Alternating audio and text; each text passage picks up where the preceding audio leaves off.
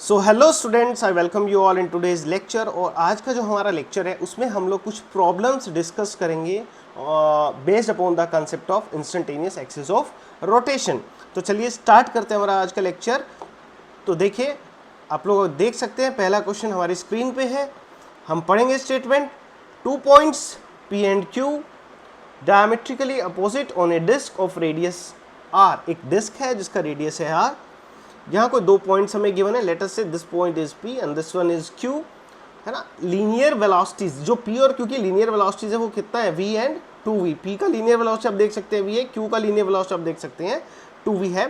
Find the angular speed of the disc. देखिए बच्चों, तो पहले भी हमने लास्ट लेक्चर में भी एंगुलर स्पीड, एंगुलर वेलोसिटी को हमने कैलकुलेट करना सीखा था।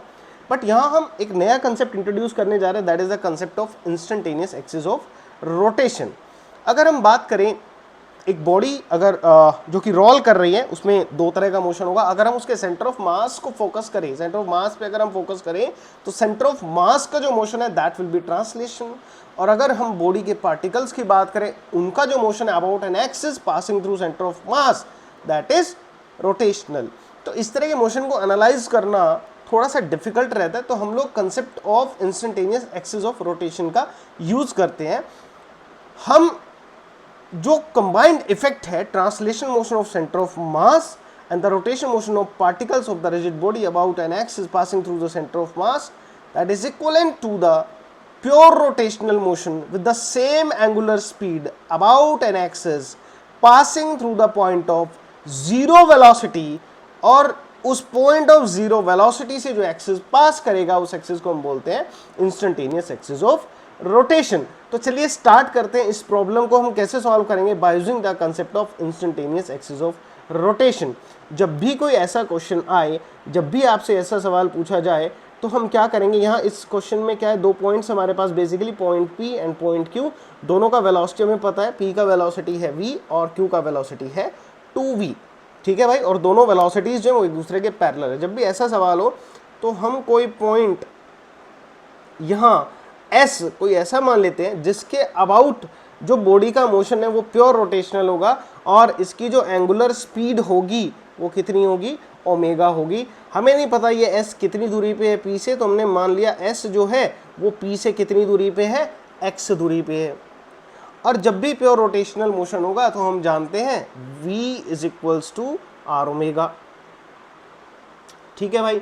अब यहाँ जो वेलोसिटी, अगर मैं P की बात कर रहा हूँ तो वेलोसिटी ऑफ P किसके अबाउट, S के अबाउट। तो P का S से दूरी कितना है, हमने मान लिया X है। और एंगुलर वेलोसिटी हमने अभी बताया, एंगुलर स्पीड जो हमने माना कितना होगा, ओमेगा। तो X क्या आ जाएगा, P का वेलोसिटी जो है वो V है, P का वेलोसिटी, तो V लिखेंगे V बाय ओमेगा। यहाँ से हमें X मिल गया। ऐसे ही अगर हम ऐसा ही कुछ इक्वेशन अगर Q के लिए लिखें, VQ, तो अभी Q का दूरी S से कितना हो जाएगा, देखो ये दोनों पॉइंट्स के बीच का दूरी हो जाएगा 2R, है ना। और S का दूरी P से कितना था, X, तो S का दूरी Q से कितना हो जाएगा, 2R प्लस X, है ना। V is equal to R, और साथ में क्या लिखेंगे, ओमेगा। और VQ, velocity of point Q कितना है, 2V। तो बेटा हम लोग लिखेंगे 2V is equals to 2R plus X का वैल्यू हम ऑलरेडी फाइंड आउट कर चुके, V by omega into omega. ठीक है, तो हम इसको ऐसा भी लिख सकते हैं, 2V by omega is equals to 2R plus V by omega. जब ये V बाय ओमेगा इधर आएगा तो ये माइनस हो जाएगा, 2V by omega minus V by omega is equals to 2R। तो ऐसा कुछ हमने लिख लिया। ठीक है भाई, समझ में आ गई बात। अगर इसको फर्दर हम लिखना चाहें, 2V by omega minus V by omega, ये हमारे पास आ जाएगा V by omega is equals to 2R। हमसे तो ओमेगा पूछा था भाई, तो हम क्या करेंगे, ओमेगा को राइट हैंड साइड पे ले देंगे, कितना आ जाएगा, V बाय 2R। तो ये हमारा आंसर हो जाएगा। तो अगर हम इंस्टेंटेनियस एक्सिस ऑफ रोटेशन के कंसेप्ट को जानते हैं तो हम प्रॉब्लम्स को बड़ा इजीली सॉल्व कर सकते हैं। चलिए अब डिस्कस करते हैं नेक्स्ट क्वेश्चन। ये भी बहुत इंटरेस्टिंग और बहुत इंपॉर्टेंट क्वेश्चन है। यूनिफॉर्म रोड OA जिसकी लेंथ है L, resting on smooth surface. Smooth surface मतलब फ्रिक्शन नहीं है, इज स्लाइटली डिस्टर्ब्ड। अगर ये रोड ओ ये आप लोग देख सकते हैं, आप लोग का स्क्रीन पे ये डायग्राम गिवन है, is slightly disturbed from its vertical position. ठीक है भाई। P यहाँ पे कोई भी पॉइंट है, whose locus is a circle during the subsequent motion of the road, then the distance OP, ये OP डिस्टेंस पूछ रहा है कितना होगा, हमें नहीं पता OP कितना है। तो चलिए इस प्रॉब्लम के सॉल्यूशन को हम लोग डिस्कस करते हैं। मान लीजिए ये रॉड वर्टिकल था और इसको कुछ हमने स्लाइटली कुछ इसको डिस्टर्ब हमने कर दिया। ठीक है भाई, ये हॉरिजॉन्टल सरफेस, जब रोड को हमने स्लाइटली डिस्टर्ब किया तो मान लीजिए कुछ ऐसा हो गया। अब बेटा यहाँ पे जो हमारा पॉइंट है, ये पॉइंट है हमारा P है। ठीक है भाई, समझ में आ गया। यहाँ कहीं हमारा सेंटर ऑफ मास होगा। ठीक है भाई, सेंटर ऑफ मास होगा, है ना। और ये हम मान लेते हैं ये वर्टिकल एक्सिस जो सेंटर ऑफ मास से पास हो रही, दैट इज y एक्सिस, और ये horizontal axis that is x axis. तो इस पॉइंट का हम लोग यहाँ नाम रख लेते हैं O डैश। ये this is the point of this point of the road which is O, और P के कोऑर्डिनेट्स हम मान लेते हैं, x कोऑर्डिनेट x है और y कोऑर्डिनेट y। मान लीजिए एंगल एट एन इंस्टेंट, ये एंगल कितना है, थीटा।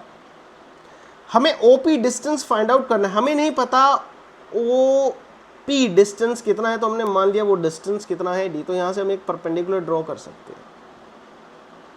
ठीक है भाई, मैं उम्मीद करता हूँ इतनी चीज़ें आप लोग को समझ में आ गई होगी।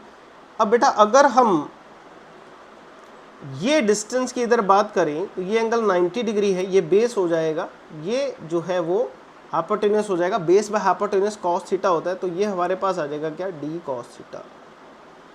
और ये अगर सेंट्रल पॉइंट है रोड का, तो O से इस पॉइंट की दूरी कितनी हो जाएगी, L/2। फिर से वही ये फिर से एक राइट एंगल ट्रायंगल यहाँ बनेगा, ये 90 डिग्री है, तो ये डिस्टेंस हमारे पास कितना आ जाएगा, L/2 कॉस थीटा। ठीक है भाई, इतनी चीज़ समझ में आ गई। अगर मैं आपसे पूछूं अब ये कितना रह गया हमारे पास, तो बहुत इजीली आप लोग बता सकते हो। कैसे सर, ये तो हम कैलकुलेट कर सकते हैं, बहुत बेसिक सा मैथ है। बहुत बेसिक सा मैथ क्या है हमारे पास, ये हम लिख सकते हैं सर, L/2 कॉस थीटा में से डी कॉस थीटा को सब्ट्रैक्ट कर दो। ठीक है भाई, ये हमारे पास आ गया पॉइंट P का x कोऑर्डिनेट। और आप लोग देख सकते हैं ये हमने O डैश ओरिजिन माना, ये पॉइंट को हमने ओरिजिन माना। ये जो पॉइंट है इसको हमने ओरिजिन माना, इससे लेफ्ट हैंड साइड पे गया तो इसका मतलब ये वैल्यू कैसा होगा, नेगेटिव। और बेटा अगर मैं y कोऑर्डिनेट की बात करूं, पॉइंट P का y कोऑर्डिनेट बेटा ये होगा, पॉइंट P का y coordinate will be this one. ये मैं एक सेकंड रुकिए, आप लोग को एक बार बता देता हूँ। ये जो है ये y कोऑर्डिनेट होगा, ये हो गया परपेंडिकुलर, ये हो गया हाइपोटेन्यूस, तो ये आना चाहिए बच्चा d साइन थीटा। ठीक है भाई, d साइन थीटा आना चाहिए। तो y कोऑर्डिनेट हमने फाइंड आउट कर लिया। सर y कोऑर्डिनेट हमारा आ रहा है क्या, d साइन थीटा। तो y कोऑर्डिनेट से मैं साइन थीटा का वैल्यू लिख सकता हूँ, यानी कि साइन थीटा जो हमारा होगा वो क्या होगा, y/d होगा। ठीक है, और कोस थीटा हमारा जो होगा, cos theta will be equals to, ये माइनस जो है वो इसके साथ इधर आ जाएगा, -x/L/2 -d। भाई ठीक है, बात समझ में आ गई। अब हम एक आइडेंटिटी जानते हैं कि हमारा जो sine square theta plus cos square theta है वो किसके बराबर होता है, 1 के बराबर होता है। तो मैं साइन स्क्वायर थीटा को लिख सकता हूँ y²/d² plus cos square theta को मैं लिख सकता हूँ यहाँ से x²/L/2 -d whole square is equal to 1। ठीक है भाई, हमने लिख लिया, बहुत आसान सी बात है, समझ में आ गई। ये इक्वेशन मुझे कुछ ऐसी लग रही है जैसे इलिप्स की इक्वेशन हो। ये इक्वेशन जो है मुझे कुछ ऐसी लग रही है जैसे किसकी इक्वेशन हो, इलिप्स की इक्वेशन हो। तो ये इसका लोकस, पॉइंट P का जो लोकस हमें क्वेश्चन में गिवन था वो सर्कल था। इसको सर्कल होने के लिए कंडीशन क्या होगी, जो d² है वो L/2 - d होल स्क्वायर के बराबर होना चाहिए, और दोनों तरफ स्क्वायर रूट ले ले तो ये हट जाएगा।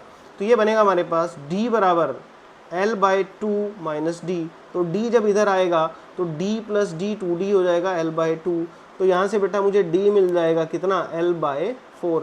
ये मेरा आंसर आ जाएगा। तो आप जो भी ऑप्शन गिवन थे उनमें से देख सकते हैं, L/4 जिस ऑप्शन में होगा that is option C, that will be the correct option. ठीक है भाई, नहीं समझ में आएगा तो कमेंट बॉक्स में मुझे बताइएगा, मैं फिर से रिपीट कर दूंगा आप लोग के लिए, बट आपकी अंडरस्टैंडिंग बहुत स्ट्रॉन्ग होनी चाहिए। नेक्स्ट क्वेश्चन पे हम चलते हैं। In the above question the velocity of end O when end A hits the ground, है ना। अभी हमने इसी क्वेश्चन को हम ऑलरेडी डिस्कस कर चुके हैं। मान लीजिए ये कोई वर्टिकल एक्सिस है और ये हमारा जो है वो रोड जो था, किसी भी इंस्टेंट पे हमने, किसी जनरल इंस्टेंट पे, किसी भी इंस्टेंट पे हमने मान लिया जो कि एक्सिस के साथ एंगल कितना बना रहा होगा, हमने मान लिया थीटा। ये वर्टिकल एक्सिस के साथ कितना एंगल बना रहा होगा, थीटा बना रहा होगा। भाई इतनी बात हमें समझ में आ गई, ठीक है, कोई दिक्कत नहीं। अब ये मान लिया हमने, ये जो है वो रोड का जो है सेंटर ऑफ मास है। तो अब ये अब देखो एक चीज क्लियर है कि हॉरिजॉन्टल डायरेक्शन में एफ हॉरिजॉन्टल डायरेक्शन में कोई फोर्स नहीं लग रहा, एफ हॉरिजॉन्टल 0 है। हॉरिजॉन्टल डायरेक्शन में सेंटर ऑफ मास का मोशन नहीं होगा, सेंटर ऑफ मास का जो मोशन होगा वो सिर्फ वर्टिकल डायरेक्शन में होगा, तो centre of mass vertically downward आएगा। ठीक है भाई, रोड नीचे गिर रही है और ये जो पॉइंट होगा रोड का, वो पॉइंट है वो इधर जाएगा किसी डायरेक्शन में। ठीक है भाई, ये वेलोसिटी के डायरेक्शन है। अब इंस्टेंटेनियस सेंटर आप कैसे बनाएंगे? इंस्टेंटेनियस सेंटर के लिए दोनों वेलोसिटीज के परपेंडिकुलर बनाएंगे और दोनों जहां भी इंटरसेक्ट करेंगे वहां क्या बनेगा, इंस्टेंटेनियस सेंटर ऑफ रोटेशन। और वो एक्सिस जो इस इंस्टेंटेनियस सेंटर ऑफ रोटेशन से पास करेगी उस एक्सिस को हम बोलेंगे क्या, इंस्टेंटेनियस एक्सिस ऑफ रोटेशन। ठीक है भाई, अब ये पॉइंट ओ और इस सेंटर ऑफ मास की दूरी ये हो जाएगी बेटा L/2, ये एंगल 90 डिग्री है, तो ये परपेंडिकुलर हो गया, ये जो है वो हाइपोटेन्यूस हो गया, ये जो बेस हो गया। तो अगर मैं जो जितना भी मैंने मैथ सीखा है आज तक, बचपन से आज तक, तो बेटा अगर मैं बेस का वैल्यू लिखना चाहूँ तो base by hypotenuse cos theta, तो बेस को मैं लिखूंगा क्या, L/2 कॉस थीटा। जरा समझो, जब ये रॉड नीचे गिरेगा तो किसी भी अदर इंस्टेंट की मैं बात करूं तो कुछ पोजीशन ऐसा होगा, जब पोजीशन ऐसा होगा हम देखेंगे थीटा बढ़ जाएगा। तो यानी कि अगर मैं इस मोशन को ऑब्जर्व करूं तो थीटा बढ़ेगा। और देखो जब ये एकदम ज़मीन पे होगा, हॉरिजॉन्टल होगा, तो ये एंगल मैक्सिमम 90 बनेगा। तो 0 से 90 की अगर मैं बात करूं, जब कॉस थीटा की वैल्यूज़ को हम देखें, थीटा जब 0 से 90 वेरी करे, है ना, कॉस 0 की वैल्यू 1, कॉस 90 की वैल्यू 0, जब थीटा बढ़ेगा तो कॉस थीटा घटना चाहिए। जब ये रोड ग्राउंड को हिट करेगा तो थीटा 90 बन जाएगा, और थीटा 90 बनते ही कॉस थीटा यानी कि कोस 90, और कोस 90 का वैल्यू हम जानते हैं 0 हो जाएगा। इसका मतलब L/2 कॉस थीटा जो कि हमारा बेस था उसका वैल्यू भी क्या हो जाएगा, 0। यानी कि ये बेस 0 हो गया तो ये इंस्टेंटेनियस सेंटर जो है वो कहाँ पे आ गया, O पे ही आ गया, और इंस्टेंटेनियस एक्सिस ऑफ रोटेशन भी O से ही पास कर रहा है। इसका मतलब O पॉइंट की इंस्टेंटेनियस एक्सिस ऑफ रोटेशन से जो दूरी है वो 0 हो गई।